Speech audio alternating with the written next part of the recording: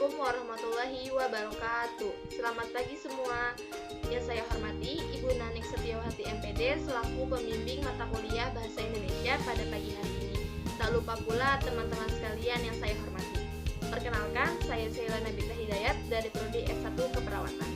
Izinkan saya untuk mempresentasikan hasil jurnal yang sudah saya buat yang berjudul Hubungan antara pola makan dan aktivitas fisik dengan prevalensi diabetes tipe 2. Yang pertama ada pola makan.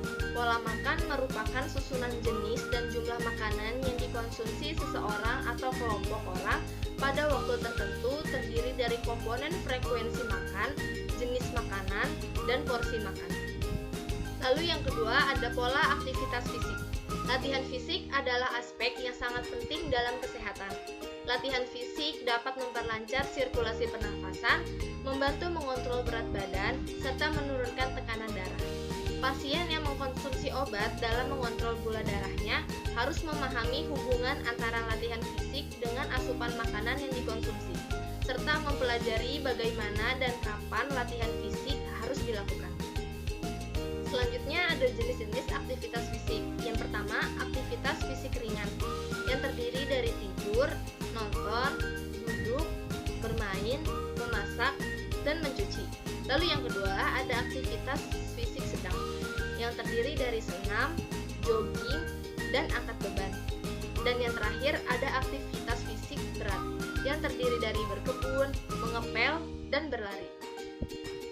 Di sini juga terdapat beberapa manfaat aktivitas fisik. Yang pertama, mengurangi resiko penyakit jantung koroner dan stroke. Yang kedua, mengontrol tekanan darah. Yang ketiga, mencegah osteoporosis.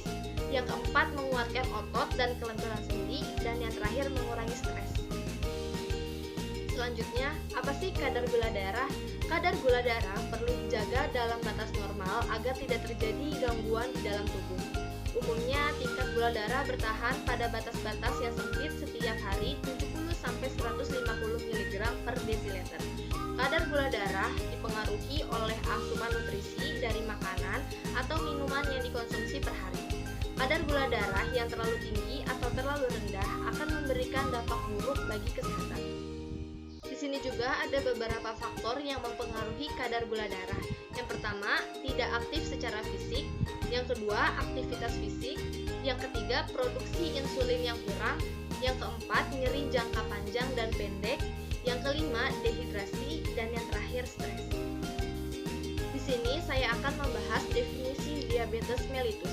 Diabetes mellitus merupakan sesuatu yang tidak dapat dituangkan dalam satu jawaban yang jelas dan singkat, tetapi secara umum dapat dikatakan sebagai suatu kumpulan problema anatomik dan kimiawi yang merupakan akibat dari sejumlah faktor. Pada diabetes mellitus didapatkan defisiensi insulin absolut atau relatif dan gangguan fungsi insulin. Di sini ada beberapa faktor resiko diabetes mellitus. Yang pertama, riwayat keluarga diabetes atau genetika. Yang kedua, usia yang lebih tua. Yang ketiga, obesitas. Yang keempat, pola makan dan nutrisi yang buruk. Dan yang kelima, kurangnya aktivitas fisik. Menjaga pola makan sangatlah penting untuk tubuh kita, serta melakukan aktivitas fisik juga sangatlah penting bagi tubuh kita. Cukup sekian presentasi jurnal yang sudah saya buat, kurang lebihnya mohon maaf. Wabillahi taufiq wal hidayah. Wassalamualaikum